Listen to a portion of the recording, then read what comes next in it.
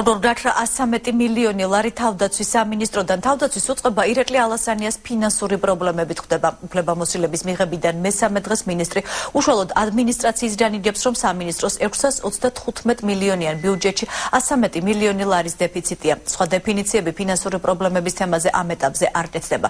თუმცა არსებობს დიდი ხნის ეჭვი, რომ ალასანიას მინისტრობის არასახარბიელო მემკვიდრეობა თავდაცვის ბიუჯეტიდან არამიზნობრივად რაფლანგული ხარჯების გამოერგო. რაც უკავშირდება 113 მილიონიანი დეფიციტი, ირაკლი ალასანია ჯერ არ ამბობს. საბიუჯეტო გარღვევა სამინისტროში სპეციალური გუნდი შეისწავლის, რომელიც პარალელურად ფინანსური დანაკლისის აღმოფხვრულ სტრატეგიასაც შეიმუშავებს. ორშაბათისთვის გეგმას პრემიერ-მინისტრი ელის. დეტალიზაციას დეფიციტის ფინანსებთან დაკავშირებით უკვე წარმოგიდგენთ მომავალ კვირას ის კონკრეტული მოადგილე ჩემი, ვინც იქნება პასუხისმგებელი ფინანსურ მდგომარეობაზე ჩვენს ქვეყანაში, ისა ბოდიშვიხტი თავდაცვის უწყებაში და უკვე ის დეტალურად გაშლის თვითონ რა დავალიანება, რა დეფიციტია და ასევე ამ პრობლემის მოგვარების გზებს გაგაცნობთ. სამინისტროს შიგნით ლოკალური გამოძიების შემდეგ ფინანსური აუდიტის მასალები დიდი ალბათობით საგამოძიებო უწყებას გადაეგზავნება. სავარაუდოდ საკითხში გარკვევას პარლამენტის საგამოძიებო კომისიაც შეეცდება.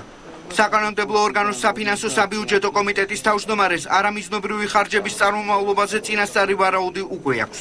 აქ არის ლაპარაკი რიგ შემთხვევებში კაპიტალურ ხარჯებზე, შეუსრულებელ კონტრაქტებზე, გარკვეული კომპანიების დაფინანსებებზე, ვითომ და კონტრაქტი გაფორმებულია და ის უნდა დაფინანსდეს, წინასწარი გადარიცხვები, ამიტომ მე ყველას ვაფრთხილებ, რომ აი ესეთი საქმიანობის აღმოჩენისას ისე ყველა ეს სახელმწიფო მოხელე მკაცრად დაიჯდება. არასამთავრობო ორგანიზაციებს, რომლებიც თავდაცვის უწყების ხარჯების მიზნობრიობის გარკვევას ცდებიან, ცდილობენ 113 მილიონიანი დეფიციტის გეგმაზომიერ ხასიათზე საუბარი უჭირთ. საჯარო ინფორმაციაზე წვდომა მათთვის პრეზიდენტმა სააკაშვილმა სახელმწიფო საიდუმლოების შესახებ მიღებული ბრძანებულებით დახურა. ცნობილი ფაქტია, რომ თავდაცვის უწყება იყო ყოველთვის საკმაოდ სუყე ყულობა ნაცნობრაობისთვის და საკმაოდ ხშირად იყო საუბრები იმის შესახებ, რომ თავდაცვის ბიუჯეტი სწორედ გამოიყენებოდა წინა საარჩევნოდ ნაციონალური მოძრაობის კამპანიისთვის და ამასთან ერთად პრეზიდენტის ხარჯებისთვისაც. საქართველოს გენერალთა კლუბში მნიშვნელოვანი დეფიციტის მიზეზ-შედეგობრივ კავშირებს აანალიზებენ. სადარიგის ოფიცრები განმარტავენ, რომ სამინისტროს ბიუჯეტის მეხუთედის გაფლანგოს ქვეყნის თავდაცვით უნარიანობის ეფექტურობაზე პირდაპირი გავლენის მოხდენა შეეძლო.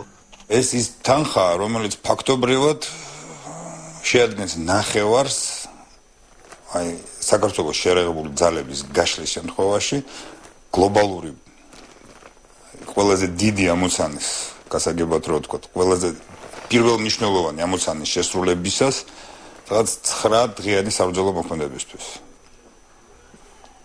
ეს არ არის პატარა თანხა. თავდაცვის სამინისტროს ბიუჯეტის დაუგეგმა ხარჯვაზე მეცხრე არხი 20 დღის წინ უწყებოდა. საქმე 700.000 ლარს შეეხებოდა, რომელიც მინისტრ დიმიტრი შაშკინის 4 ოქტომბრის ბრძანების საფუძველზე თავდაცვის უწყებამ სამხედრო მოსამსახურეებისა და სამოქალაქო პირების პრემიებისთვის გასცა. დაჯილდოებულთა 295 კაციან სიაში შეიარაღებული ძალების ოფიცრებთან ერთად შინაგან საქმეთა სამინისტროს ყოფილი მაღალჩინოსნებიც ფიგურირებდნენ.